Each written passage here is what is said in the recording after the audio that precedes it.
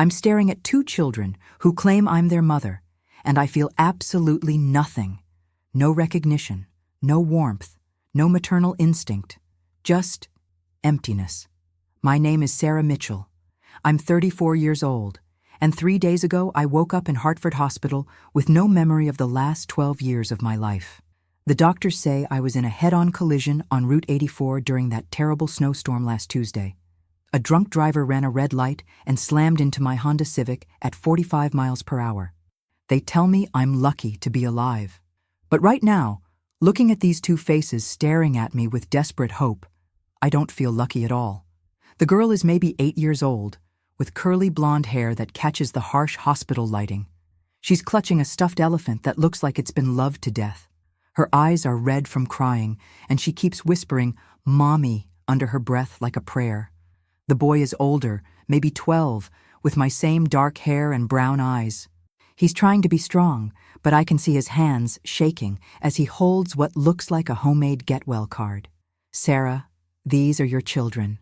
The social worker, Mrs. Peterson, says gently. "Emma and Jake. They've been staying with your sister Linda since the accident." I want to feel something, anything. But when I look at them, it's like looking at strangers on the street. The guilt is crushing. "I'm sorry," I whisper, and Emma starts crying harder. "I'm so sorry, but I don't remember you." The winter sun streams through the hospital window, casting long shadows across the sterile room. Outside, I can see the Connecticut suburbs covered in snow, a landscape that should be familiar, but feels foreign. The smell of disinfectant mixes with the lingering scent of Emma's strawberry shampoo as she buries her face in my sister's coat. Jake finally speaks, his voice cracking with the beginnings of adolescence and heartbreak. "Do you remember anything? Like when we went camping last summer? Or when you taught me to ride my bike?" I close my eyes, searching desperately through the fog in my mind. But there's nothing. Just darkness, where 12 years of memories should be. "I remember being 22, I say slowly. I remember graduating from UConn. I remember my first apartment in Hartford. But after that, I shake my head. It's all gone. The neurologist, Dr. Reeves, had explained it to me yesterday. Retrograde amnesia caused by severe traumatic brain injury. She said my long-term memories might return gradually, or they might never come back at all. The uncertainty is terrifying. "We should go," Linda says softly. My sister looks exhausted, dark circles under eyes that mirror my own. "Sarah needs to rest, and you two have school tomorrow." "No!" Emma suddenly shouts, startling everyone in the room. "I want to stay with Mommy." The word hits me like a physical blow. Mommy. This little girl, this beautiful child, calls me Mommy, and I feel nothing but the crushing weight of my own inadequacy. "Emma, honey." Linda kneels down to her level. "Mommy needs time to get better. We'll come back tomorrow, I promise." As they gather their things to leave, Jake approaches my bed cautiously. He places the homemade card on my nightstand. It's covered in crayon drawings of stick figures under a rainbow, with "Get well soon, Mom" written in careful block letters. "I drew our family," he says quietly. "Maybe it will help you remember." After they leave, I pick up the card with trembling hands. The stick figures are labeled Mom, Jake, Emma, and Dad. There's a fourth figure I hadn't noticed before. "Mrs. Peterson," I call out before she leaves. "Where's their father? Where's my husband?" She pauses at the door, her expression growing somber. "Sarah, you've been divorced for 2 years. David remarried and moved to California. The children have been living with you full time." The reality hits me like another car crash. Not only am I a mother with no memory of my children, but I'm a single mother. These 2 kids have been depending on me, and I don't even know what their favorite foods are. That night, alone in my hospital bed, I stare at Jake's drawing until my eyes blur with tears. Somewhere in my missing memories are first steps, bedtime stories, scraped knees I kissed better, and Christmas mornings filled with laughter. Somewhere in that darkness are the moments that made me their mother. But all I have now is a stranger's reflection in the hospital window and the weight of knowing that 2 beautiful children are going to bed tonight, wondering if their mommy will ever come back to them. The worst part? I'm wondering the same thing. The house at 47 Maple Street in West Hartford should feel like home, but it feels like walking into someone else's life. It's been a week since I was discharged from the hospital, and every room in this colonial-style house tells stories I can't remember. The living room walls are covered with family photos, birthday parties, school plays, beach vacations, featuring a woman who looks exactly like me but feels like a complete stranger. "Your room is upstairs," Linda says, carrying my hospital bag. "The kids' rooms are down the hall from you." I follow her up the carpeted stairs, my legs still weak from the accident. The banister is scratched and worn, probably from years of little hands sliding down it. There are height marks penciled on the doorframe at the top of the stairs, Emma and Jake's growth measured over the years by a mother I don't remember being. My bedroom is painted soft blue, with family photos on the nightstand and clothes in the closet that apparently belong to me. On the dresser sits a jewelry box I don't recognize, filled with pieces that mean nothing to me now. There's a wedding ring sitting in a small dish, presumably from my marriage to David. The father, I can't remember either. "Sarah." Linda sits on the bed beside me. "The kids are scared. They don't understand why you can't remember them." "I don't understand either," I whisper, picking up a framed photo from the nightstand. It shows me, or the me I used to be, laughing as Emma sits on my shoulders at what looks like a carnival. We both have cotton candy, and Emma's face is pure joy. She looks so happy. We both do. "You were," Linda says softly. "Even after the divorce, you were an amazing mother. You made sure those kids felt loved and secure." The sound of footsteps in the hallway makes us both look up. Emma appears in the doorway, still clutching her stuffed elephant. She's wearing purple pajamas with unicorns on them, and her hair is messy from sleep. "I had a bad dream," she says in a small voice. "I dreamed you went away again." My heart breaks a little more. "I'm not going anywhere, sweetheart."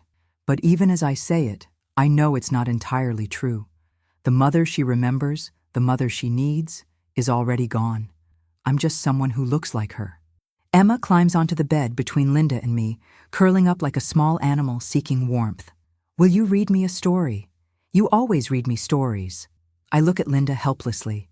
I don't know what stories Emma likes, what voices I used to do for different characters, what our bedtime routine was. Everything that made me her mother is locked away in the darkness of my missing memories. "What's your favorite story?" I ask gently. "The one about the brave princess and the dragon," Emma says. "You made it up. It's not in any book." Of course I made up her favorite story, and now it's gone forever along with everything else. I don't remember that story, Emma. I'm sorry." Her lower lip trembles. "But you have to remember. You're my mommy." Jake appears in the doorway, having heard our conversation. At 12, he's old enough to understand what's happening better than Emma, but that makes it harder in some ways. I can see the anger and hurt in his eyes, even though he's trying to hide it. "She's not our mom anymore," he says quietly. "Not really." "Jake," Linda scolds, but he's not wrong, and we all know it. "It's okay," I say, even though it's not. "He's right. I don't feel like your mother right now. I wish I did, but I don't remember how to be her." The silence that follows is deafening. Outside, I can hear the suburban sounds of West Hartford, cars pulling into driveways, dogs barking, the distant laughter of children who know exactly who their parents are. "But I want to learn," I continue, looking at both of them. "I want to try to be the mother you need, even if I can't be the mother you remember." Emma looks up at me with those enormous blue eyes. "Will you try to remember us?" "Every single day," I promise her, and I mean it. That night, after Linda tucks the kids into their own beds, I sit in my room looking through photo albums I found in the closet. There are hundreds of pictures spanning 12 years. First days of school, Christmas mornings, family vacations I can't remember taking. In one photo, Emma is maybe 3 years old, sitting in my lap while I help her blow out birthday candles. The love on my face is unmistakable. In another, Jake is proudly showing me a trophy from Little League while I beam with pride. I was happy. We were happy. That much is clear from every single photograph. But what's also clear is that the woman in these pictures, the mother who made up bedtime stories and celebrated every small victory, she's gone. The accident didn't just take my memory, it took their mother. As I close the album, I hear Emma crying softly in her room down the hall. Part of me wants to go to her, but I don't know what I would say. I don't know how to comfort a child who's grieving the loss of a mother who's still alive, but can't remember loving her. Instead, I lie in a bed that should feel familiar but doesn't, in a house full of strangers who share my DNA, and wonder if it's possible to rebuild love from nothing but good intentions and old photographs. Tomorrow, I'll start trying to learn how to be Sarah Mitchell, mother of 2. Tonight, I'm just a woman with no past, sleeping in someone else's life. It's been 3 weeks since I came home, and I'm starting to understand that recovery isn't just about remembering. It's about learning to live in the spaces between who I was and who I might become. I'm sitting in Dr. Patricia Williams' office for my weekly therapy session, clutching a notebook where I've been writing down everything the kids tell me about our life together. It's become my lifeline, this collection of secondhand memories. "How are you adjusting to being home?" Dr. Williams asks. She's in her 50s, with kind eyes and the sort of patient demeanor that makes you want to tell her everything. "It's like being an understudy for a role I've never seen performed," I say. "The kids keep expecting me to know things, where we keep the good scissors, which drawer has the birthday candles, that Emma doesn't like crusts on her sandwiches. All these tiny details that make up a life. And how does that make you feel? Fraudulent, like I'm pretending to be someone I'm not." I flip through my notebook. Yesterday, Jake asked me to help him with his math homework. Apparently, I used to be good at helping him, but I just sat there, staring at his algebra problems, feeling completely useless. Dr. Williams nods. "Sarah, you're putting enormous pressure on yourself to be the exact same mother you were before. But maybe this is an opportunity to become a different kind of mother, not better or worse, just different." When I get home that afternoon, I find Emma in the living room, surrounded by craft supplies. She's making something with construction paper and glue, her tongue poking out in concentration, the way kids do when they're focused. "What are you making?" I ask, sitting beside her on the carpet. "A memory book," she says without looking up. "Aunt Linda said it might help you remember us if I made pictures of all our favorite things." My throat tightens. This 8-year-old child is trying to fix something that doctors can't even understand. She shows me her first page, a crayon drawing of what looks like a kitchen table with 3 stick figures around it. "This is us eating pancakes on Sunday mornings. You always made them shaped like animals, and you let me put extra syrup on mine." I study the drawing, trying to will some flicker of recognition, but there's nothing. What kind of animals did I make? Elephants mostly, because they're my favorite. Sometimes butterflies. Jake always wanted dinosaurs, but you said those were too hard. She glues another piece of paper to the page. "Do you want to try making pancakes tomorrow?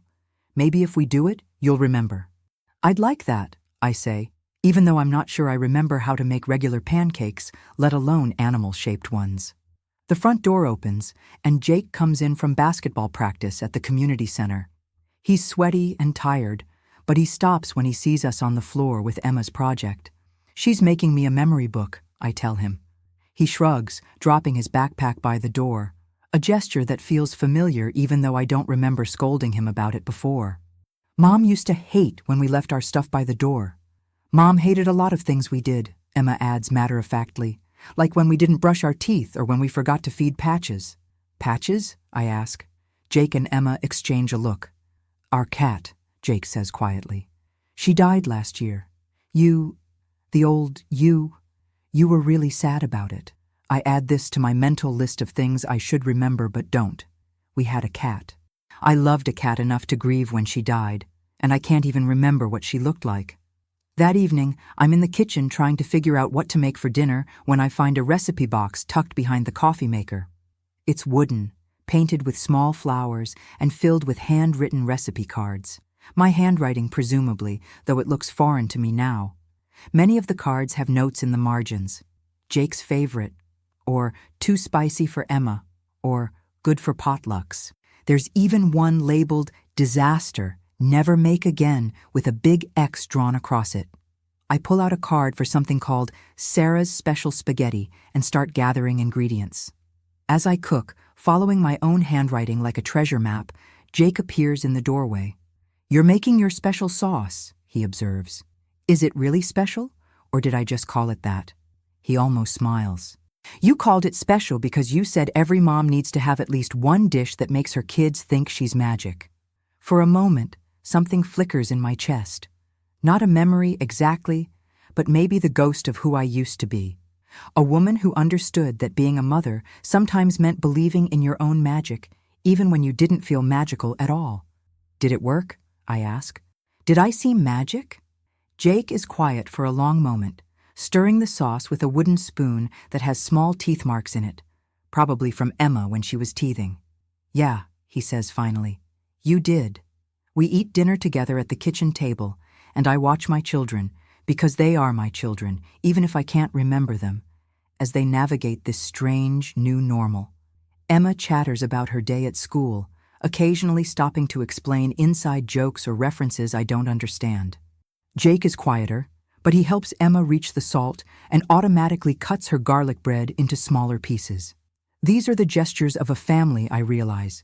Not the big moments captured in photographs, but the small ones, knowing that Emma needs her bread cut up, that Jake prefers his spaghetti without too much sauce, that we all instinctively pass dishes clockwise around the table. "The sauce tastes the same," Emma announces. "Exactly the same as before."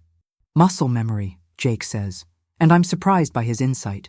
"Maybe your hands remember even if your brain doesn't." That night, as I clean up the kitchen, I find myself moving around the space with growing familiarity. I know without looking that the dish soap is under the sink on the left side. I automatically reach for the right drawer when I need aluminum foil.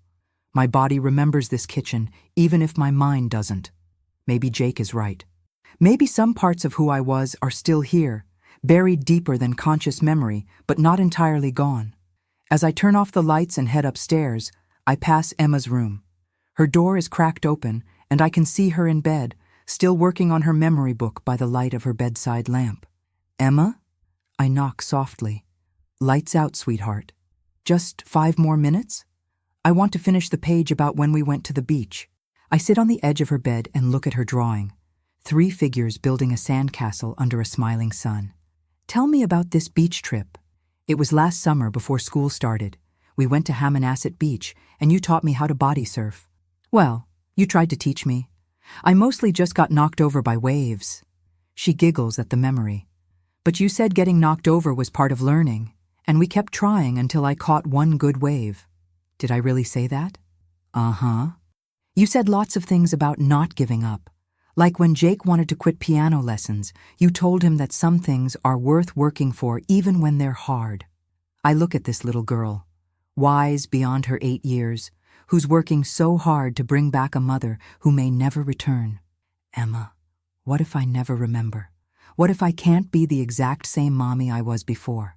She considers this seriously, her small face scrunched in concentration. "Aunt Linda says you're still our mommy inside, even if you can't remember being our mommy. She says love doesn't just disappear. Do you believe that?" Emma nods firmly.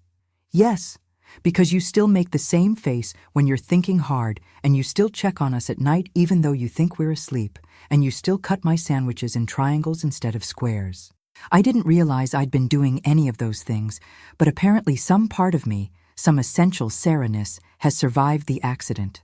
"I love you, Emma," I say, and for the first time since I woke up in the hospital, the words feel completely true. "I love you too, Mommy," she whispers back. As I turn off her light and close the door, I realize that maybe Dr. Williams was right. Maybe this isn't about becoming the same mother I was before. Maybe it's about discovering what kind of mother I can become, building something new from the foundation of who I still am underneath all the missing pieces. It's not the same as remembering, but tonight, it feels like enough. 5 weeks after the accident, I'm standing in the school gymnasium watching Jake play basketball, and I finally understand what people mean when they talk about maternal pride. Not because I remember feeling it before, but because I'm feeling it right now, fierce and uncomplicated and entirely new. Jake scores a basket, and I find myself on my feet cheering before I even realize I've moved. The other parents look at me with knowing smiles. They think I'm just another devoted mom at her kids' game. They have no idea I'm experiencing this feeling for what might as well be the first time. He's gotten so much better this season, says the woman sitting next to me. I think her name is Carol. Her son plays point guard. You must be so proud. I am, I say, and it's the most honest thing I've said in weeks. After the game, Jake jogs over to where Emma and I are waiting by the bleachers. His face is flushed with exertion and success. They won by 12 points. Did you see that last shot? He asks, bouncing slightly on his toes the way kids do when they're excited. I saw it, I say, and impulsively reach out to ruffle his sweaty hair. You were amazing. Something shifts in his expression. Surprise, maybe, or the beginning of hope. It's the first time I've touched him spontaneously, without thinking about whether it's something the old me would have done. Can we get ice cream? Emma asks, tugging on my coat sleeve. To celebrate?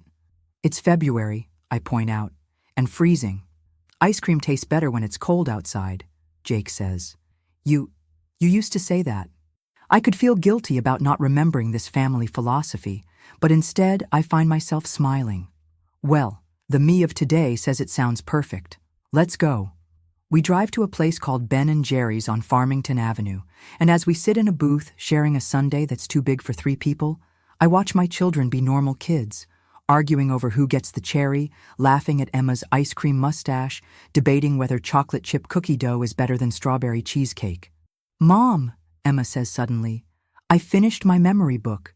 Do you want to see it? She pulls out a small photo album from her backpack, every page carefully decorated with drawings, stickers, and her careful 8-year-old handwriting. The first page says, My Mommy, in rainbow letters. As she flips through it, narrating each page, I see our life together through her eyes. Birthday parties and bedtime stories, trips to the zoo and lazy Sunday mornings, scraped knees kissed better, and homework help at the kitchen table. This is from when I lost my first tooth, she says, showing me a drawing of a small gap-toothed figure holding up a $1 bill. The tooth fairy gave me a whole $1, and you said it was because my tooth was extra special. And this is from when Jake broke his arm, she continues, turning the page. You stayed at the hospital all night with him, and you brought him McDonald's for breakfast because he said the hospital food was yucky. Jake looks uncomfortable with the attention, but I can see he's pleased that Emma remembered. The last page is my favorite, Emma says, flipping to the end of the book. It's a drawing of 3 stick figures holding hands under a rainbow with the words, My family is still my family, written in careful block letters. Even if you can't remember being our mom before, Emma explains, you're still learning to be our mom now, and that counts too. I have to excuse myself to go to the bathroom because I'm crying too hard to speak, and I don't want to scare them with the intensity of my emotions. In the bathroom mirror, I look at my reflection, the same face I've been staring at for weeks, trying to recognize myself. But tonight, something is different. Tonight, I don't see a stranger. I see a woman who is learning to love 2 remarkable children, who is building something new from the ruins of something lost. When I come back to the table, Jake is showing Emma how to make a paper airplane out of his napkin, and they both look up at me with expressions that are becoming familiar. Not the desperate hope of the first few weeks, but something steadier. Acceptance, maybe, or the beginning of trust. Ready to go home? I ask. Yeah, Jake says, then adds quietly, Thanks for coming to my game today. Thank you for inviting me. That night, after the kids are in bed, I sit in my room looking through the memory book Emma made. Each page represents hours of work, a child's attempt to rebuild her mother's past through crayon drawings and glitter glue. But as I study her drawings, I realize she's done something more than that. She's created a record not just of who I was, but of who we were together. And maybe that's what I've been missing. The understanding that being a mother isn't just about who I am as an individual, but about who we are as a family. I pick up my phone and call Linda. How are you doing? She asks immediately. You sound different. Better, I think. Today felt normal, good normal. Tell me. So I tell her about Jake's basketball game, about the ice cream celebration, about Emma's memory book, and the way Jake helped her with her paper airplane. I tell her about feeling proud and protective and present in a way I haven't since the accident. Sarah, Linda says when I finish. You sound like yourself again. Not the old yourself exactly, but yourself. Is that possible? To be myself without my memories? I think maybe memories aren't the only thing that makes us who we are, she says. Maybe who we are is also about how we choose to love the people in front of us, right now, today. After we hang up, I go check on the kids the way I've been doing every night since I came home. Jake is asleep with a basketball magazine open on his chest, and Emma is curled around her stuffed elephant, the memory book tucked safely under her pillow. They look peaceful, safe, loved. Standing in their doorways, watching them sleep, I finally understand what Emma meant when she said, love doesn't just disappear. Maybe I can't remember the mother I used to be, but I can feel the mother I'm becoming. And maybe that's not a consolation prize. Maybe it's just a different kind of miracle. Tomorrow, Jake has another basketball game, and Emma has a school art show where one of her drawings will be displayed. I'll be there for both, not because I remember being the kind of mother who shows up, but because I'm learning to be the kind of mother who chooses to show up. It's not the same as getting my old life back. But tonight, in this house full of people who are teaching me how to love them, it feels like enough. It feels like home. 2 months after the accident, spring is starting to creep into Connecticut, and I'm learning that healing doesn't follow a straight line. Some days I feel like we're becoming a real family again. Other days, the weight of everything I can't remember threatens to crush me. Today is one of the crushing days. I'm standing in Target with Emma, trying to buy supplies for her school science project, when a woman approaches us in the craft aisle. Sarah, oh my God, how are you? I heard about the accident. She's blonde, probably my age, with the kind of confident smile that suggests we know each other well. I'm so glad you're okay. I stare at her blankly, that familiar panic rising in my chest. She clearly knows me well enough to hug me without asking, but I have absolutely no idea who she is. I'm doing better, thanks, I manage. And Emma, look how much you've grown. The woman kneels down to Emma's level. Are you still taking dance classes at Miss Patricia's studio? Emma looks up at me uncertainly. We haven't talked about dance classes. I don't remember, I admit, and the woman's face changes as she realizes what's happening. Oh, honey, I'm so sorry. I'm Jennifer. Jennifer Walsh? Our kids were in the same playgroup when they were toddlers? I live 2 streets over on Oak Avenue? None of this means anything to me, but I nod and smile and make appropriate sounds until she finally excuses herself, promising to check in soon in that way people do when they don't actually plan to follow through. After she leaves, Emma tugs on my sleeve. Mommy, was I really in dance classes? I don't know, sweetheart. We'll have to ask Aunt Linda. Well, there's a lot of things we have to ask Aunt Linda, Emma says matter-of-factly. And she's right. Linda has become our family historian, the keeper of memories I can't access. That evening, while Jake is at a friend's house, Emma and I are in the kitchen making dinner when she asks the question I've been dreading. Mommy, do you think you'll ever really remember us? I stop chopping vegetables and look at her. She's sitting at the kitchen counter, swinging her legs and watching me with those serious blue eyes that seem too old for her 8-year-old face. I don't know, I say honestly. The doctors say maybe, but they can't promise anything. Are you sad about it? Sometimes, are you? She considers this carefully. I used to be. But now I think maybe it's okay that you can't remember before, because now we get to make new memories together. New memories? Like today, when you let me pick out the purple poster board even though it cost more. And yesterday when you braided my hair in that special way for school. And when you came to Jake's basketball game and cheered so loud that everyone looked at us. She hops down from her stool and comes over to where I'm standing. The old you did lots of things with us, but the new you does things too. Different things, but still good things. I kneel down to her level, fighting back tears. You're pretty wise for 8 years old. That's what the old you used to say too, she grins. Aunt Linda told me. Later that night, after Emma is asleep, I call Dr. Williams for an emergency session. I need to talk to someone about the crushing weight of being constantly confronted with the life I can't remember. I ran into someone today who knew me well, and I had no idea who she was, I tell her. Emma asked if she was in dance classes, and I don't even know that basic fact about my own daughter's life. Sarah, you're being incredibly hard on yourself. You've made remarkable progress in just 2 months. Have I? Because some days it feels like I'm just playing dress-up in someone else's life. Tell me about a moment this week when you felt genuinely connected to Jake and Emma. I think about it. Yesterday, Emma came home from school upset because some kids were teasing her about her lunch. Apparently, I used to pack creative lunches with little notes and fun shapes. The other kids were making fun of her sandwich that looked like a butterfly. What did you do? I sat down with her and we made an even more elaborate lunch together for today. A sandwich shaped like a flower, with vegetables arranged like a garden, and a note that said, "You're blooming beautifully." And while we were making it, she told me all about the kids in her class, and which ones were mean and which ones were kind. How did that feel? Like being her mother, I admit. Not like pretending to be her mother or trying to remember how to be her mother. Just being her mother. Sarah, do you hear what you just said? You identified a problem, you solved it creatively, you connected with your daughter, and you felt like her mother. That's not someone playing dress-up. That's someone being a parent. After we hang up, I go to check on the kids.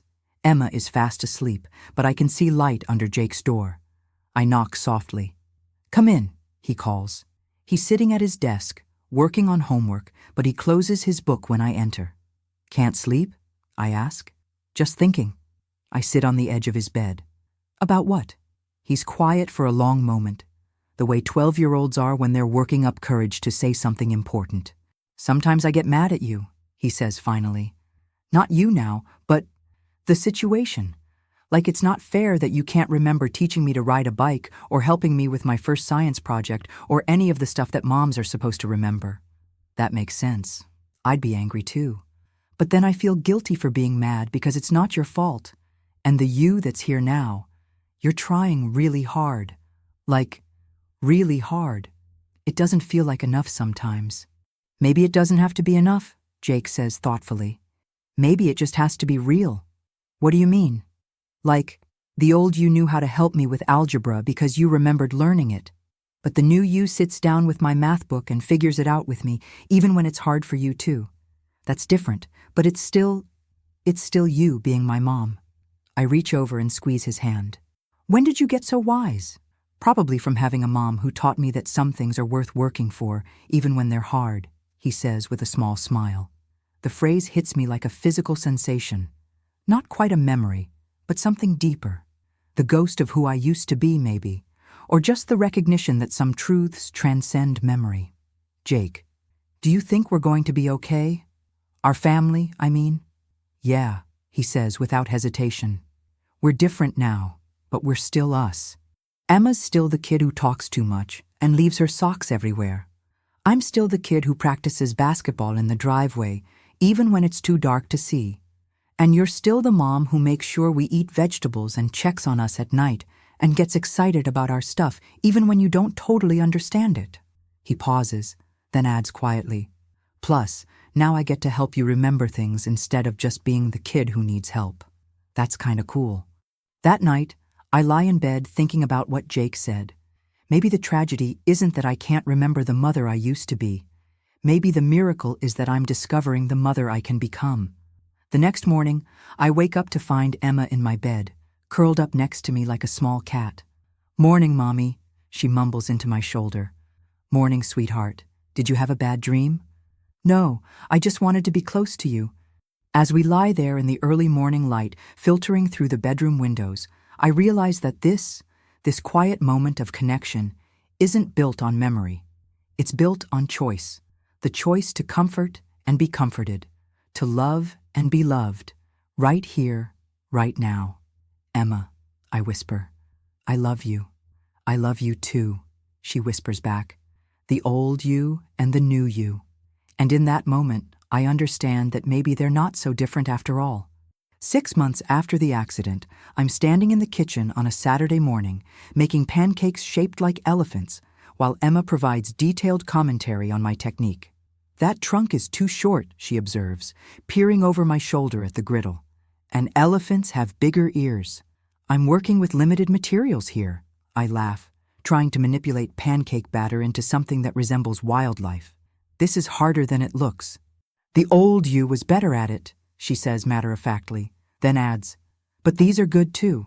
Different good. Jake walks into the kitchen, hair still messy from sleep, and stops short when he sees what we're doing. You're making animal pancakes, he says, and there's something in his voice I can't quite identify. Attempting to make animal pancakes, I correct. Emma is providing artistic direction. You used to do this every Sunday, he says quietly. Before. The kitchen goes silent except for the sizzle of batter on the griddle. These moments still happen. Sudden reminders of the life I can't access, the traditions I can't remember. But they don't devastate me the way they used to.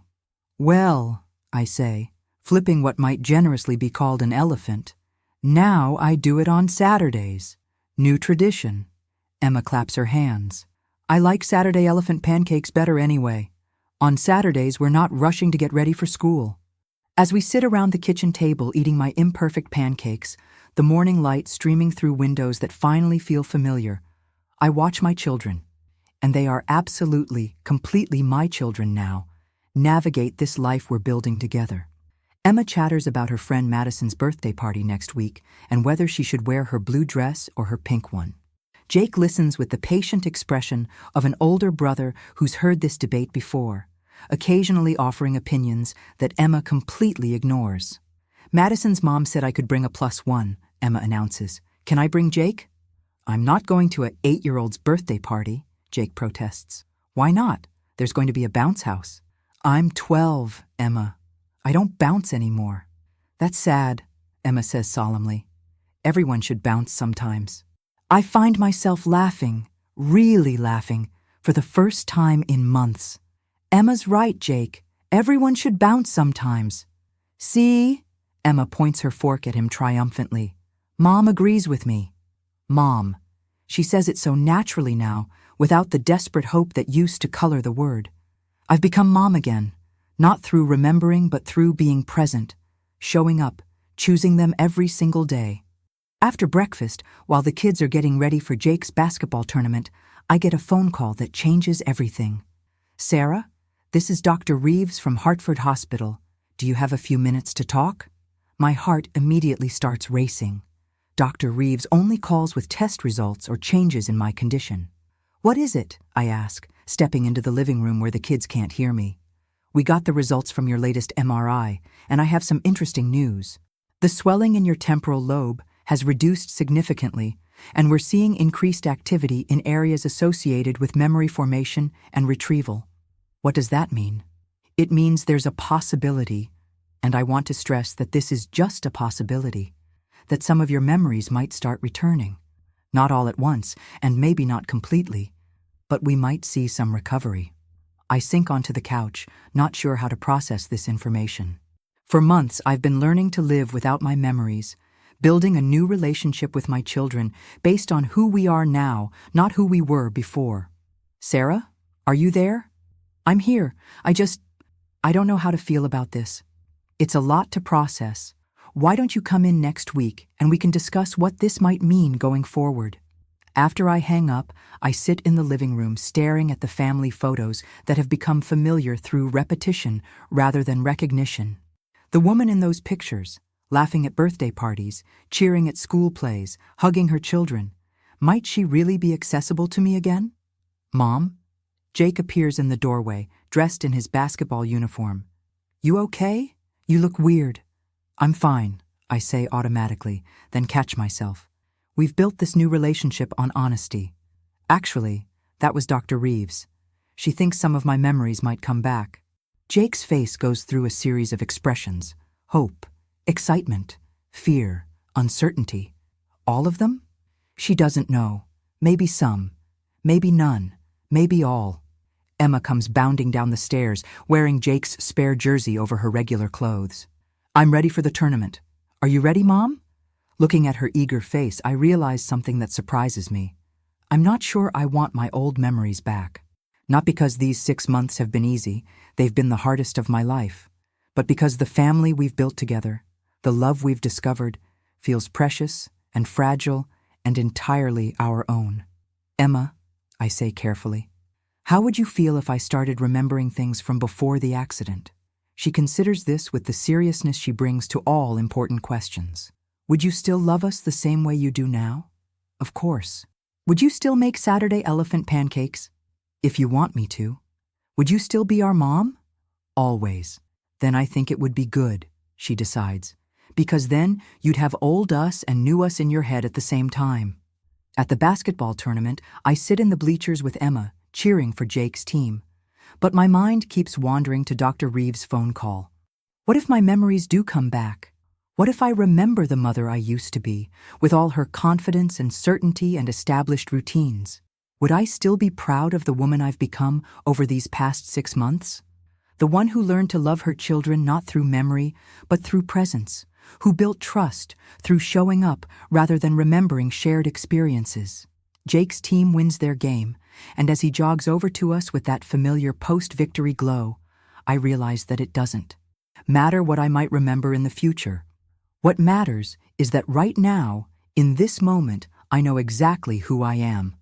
I'm the mother who cheers loud enough to embarrass her son, who lets her daughter wear basketball jerseys to tournaments, who makes imperfect pancakes on Saturday mornings. Great game, I tell Jake, and impulsively pull him into a hug despite his sweaty jersey. Mom, he protests, but he's smiling. You're going to make me smell like your perfume. I'm not wearing perfume. I know. You smell like pancakes and coffee. That's better than perfume anyway. That evening, after we've celebrated Jake's victory with pizza, and Emma has finally chosen her outfit for Madison's party, the blue dress with the pink shoes, I tuck my children into their beds the way I have every night for 6 months. Mom, Emma says as I'm turning off her light, if you remember being our old mom, will you tell her about our new memories? What do you mean? Like, will you tell her about Jake's basketball games and my butterfly sandwich and how we learned to be a family again?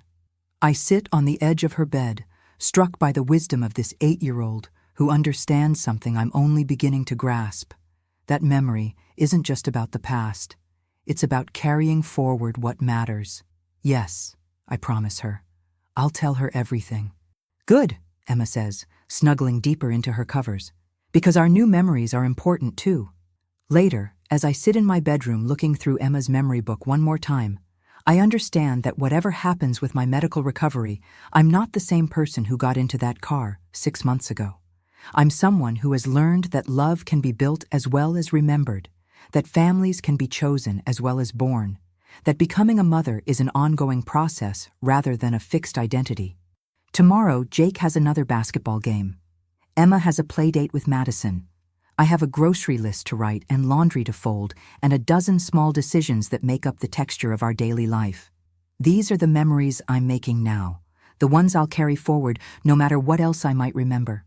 They're built on choice rather than accident, on presence rather than past, on the radical decision to love the people in front of me with everything I have. Looking at my reflection in the bedroom mirror, I finally recognize the woman staring back at me. Not because I remember who she used to be, but because I know who she has chosen to become. She is Sarah Mitchell, mother of Jake and Emma, maker of Saturday elephant pancakes, cheerleader at basketball games, creator of butterfly sandwiches, keeper of new memories, and guardian of growing love. She is enough. We are enough. This imperfect, rebuilt, chosen family we've become. We are more than enough. And whether my old memories return or not, that truth will remain.